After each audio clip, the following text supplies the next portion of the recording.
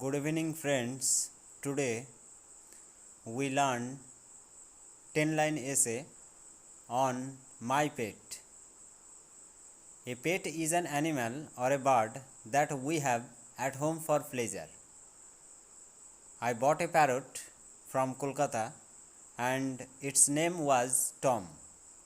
It is a colorful bird with bright feathers. It eats fruits, plum, nuts, and fig. I kept it in a case in front of my bedroom. Tom calls by my name. I trained it to make various sorts of sounds. Sometimes I feed it from my hand. I love it very much. Tom is really my great friend. Thank you.